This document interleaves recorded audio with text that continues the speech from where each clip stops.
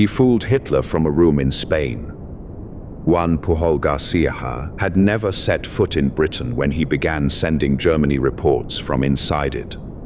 In the next few minutes, you will see how he built a spy network that did not exist, why the Abwehr believed it, and how one stream of messages after D-Day helped keep German divisions waiting at Pas-de-Calais. Sound was small, dry typewriter keys, paper dragged under the hand, ink in a hot room. But that is how wars bend, not only by steel, but by what one side can make the other side accept as true. If you knew what, this was not magic, and it was not one brilliant improvisation. The answer comes early. Pujol was rejected by the British, so he created value first by deceiving the Germans. He wrote from the Iberian Peninsula, pretending to report from Britain, and he did not sell them a single dramatic secret. He sold them routine. Sub-agents, train times, illnesses, small expenses, delays that looked human. By the time MI5 brought him to Britain in 1942, the lie was already alive. Thomas Harris and John Masterman did not invent Garbo. They turned him into a weapon. You can almost hear the radio hiss in the room and feel the chill of the headset metal against skin. Within days, Pujol did not look like a classic spy. No uniform glamour, no official training.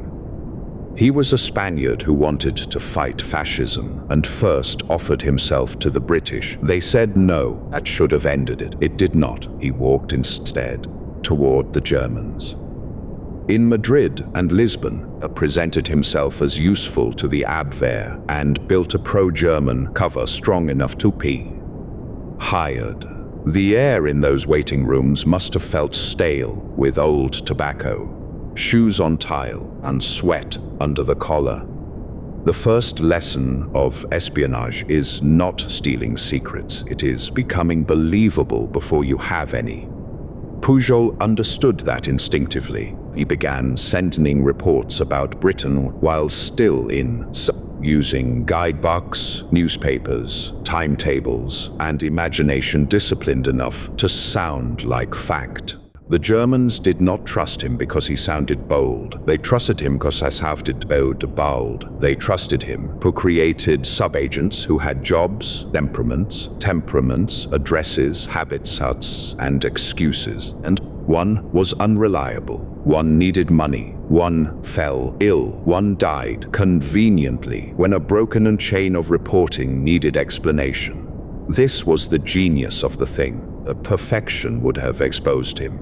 Friction protected him. Crumpled paper under the fingertips. Pen scratches in the margin. Tiny corrections made at midnight. And he was not inventing one story. He was maintaining an ecosystem. That is the early answer to the hook.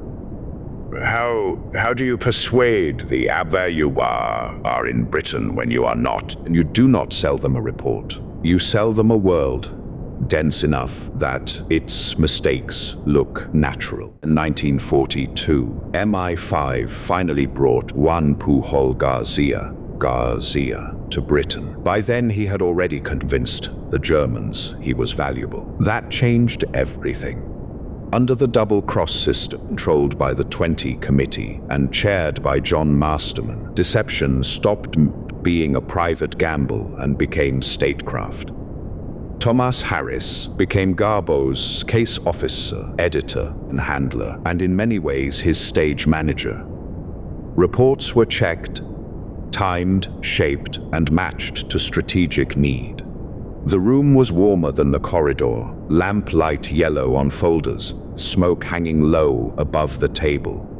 Orbit. One wrong detail could collapse months of work, and now the lie carried more than personal risk. Real operations would begin to lean on it. Fabricated had become part of the network, had become part of sheen imagery, protecting an invasion still hidden over the horizon. Double cross was not improvisation. It was a system. Captured or turned enemy agents were used to send selected information back to German intelligence. Some of it was true. It had to be. Lies survive longer when they travel inside harmless facts. Garbo became one of the system's most valuable channels because his invented network already looked stubbornly real.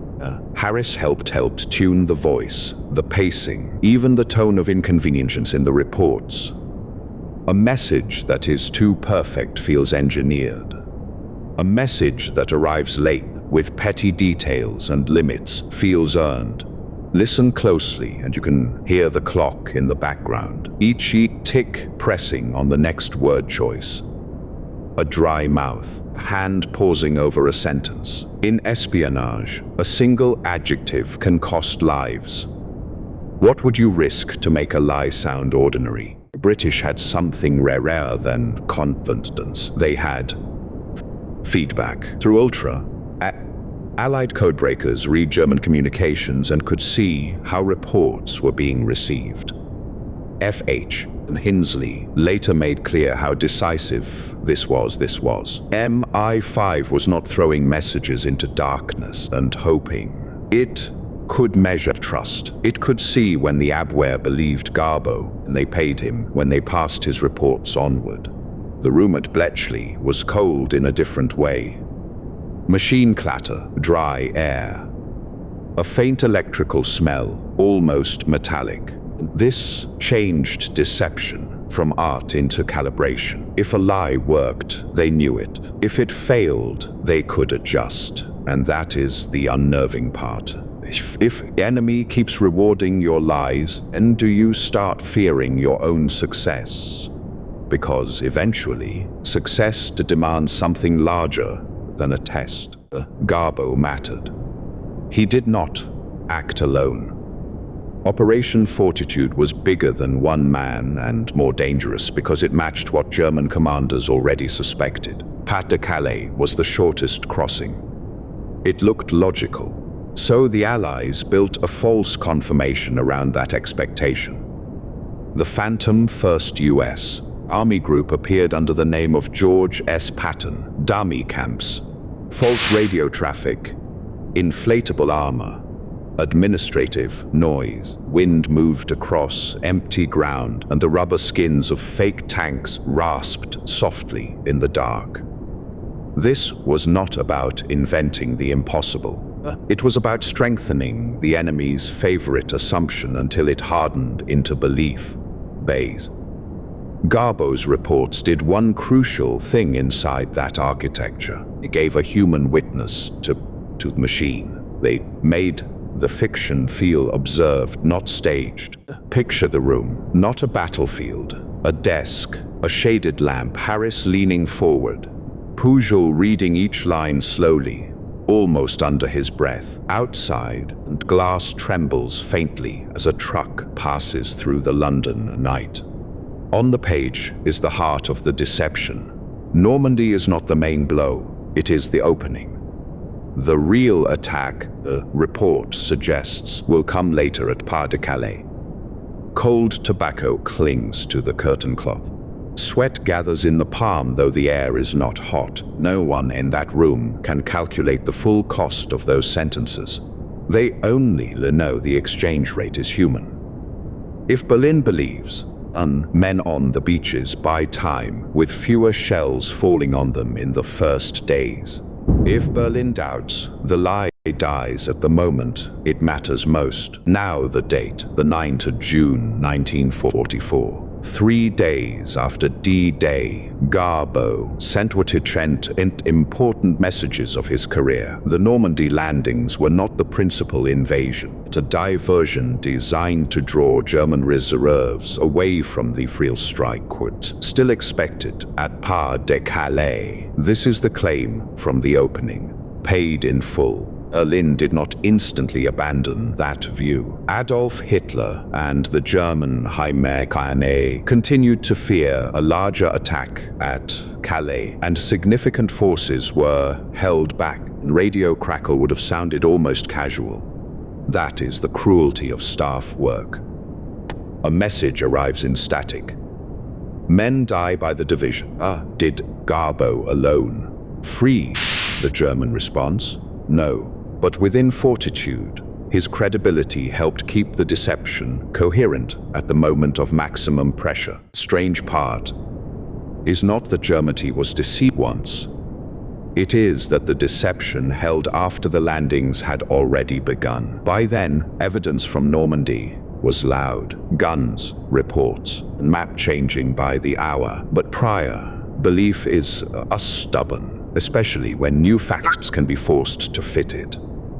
Fortitude had prepared the frame. Garbo's network supplied continuity inside it. The Abwehr was also invested in him. They had paid him, praised him, promoted his value upward. And institutions do not like admitting they have been fooled. Paper rustles differently when careers are at stake. A hand hesitates before passing bad news to a superior. Know that feeling even outside war. Once a system has committed itself to a false picture, every correction starts sounding like a threat, and threats are often delayed until delay is fatal. There is a detail almost too sharp to improve. Juan Pujol García received the Iron Cross from Germany for service to the Reich. He also received an MBE from Britain. Few espionage stories compress the irony so cleanly. But the medals are not the point. The point is what had to be maintained to earn them. Years of controlled falsehood, endless consistency. Human lives, June lives to timing reduced to timing, traffic, weather, postage, and whether one invented courier was late enough to be credible. Fabric of the lie had to stay warm under constant handling. Wool cuffs, damp paper, ash building at the end of a cigarette no one remembers to tap. A successful deception can feel elegant in retrospect. Living inside is silence less elegant. It is administrative strain, repeated for so long that strain begins to look like routine. Espionage invites myth because the paperwork it was hidden, and the outcome looks clean from a distance. It was not clean. Deception did not remove death from Normandy. It managed timing, it shifted attention. It bought space measured in hours and divisions. That matters. But it is not the same as rescue without blood. There is a colder truth here. To save one group, planners fed another group into uncertainty and trusted probability to do the rest. The maps were dry, the beaches were not. Salt wind, engine smoke, dirt and wet sand, and you can admire the precision without pretending it was gentle. That may be the modern echo. We still speak as if information is weightless. In war, it never is. Someone always has to carry what was made possible by words sent from a safe room. Ask yourself what kind pen can do this for years, not just invent, endure.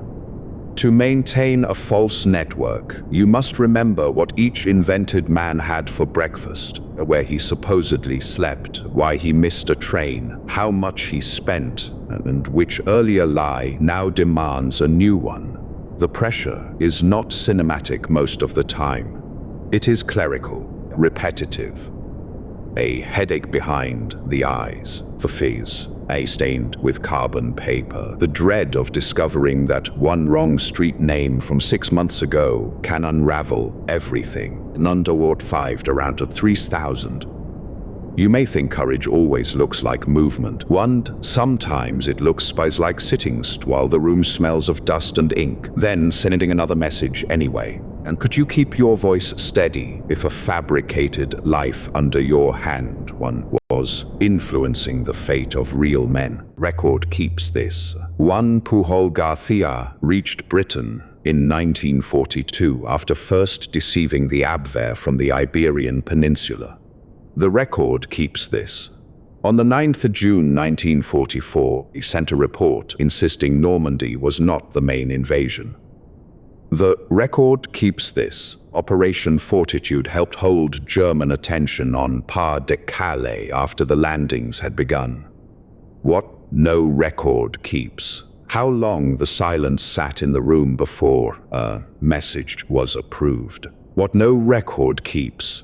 Whose hand was damp on the paper edge. What no record keeps. Private moment when a useful lie found stops feeling clever and starts to feel heavy. History preserves dates, committees, and intercepted signals. It rarely preserved of the exact breath taken before someone decides to send words that other men will die inside.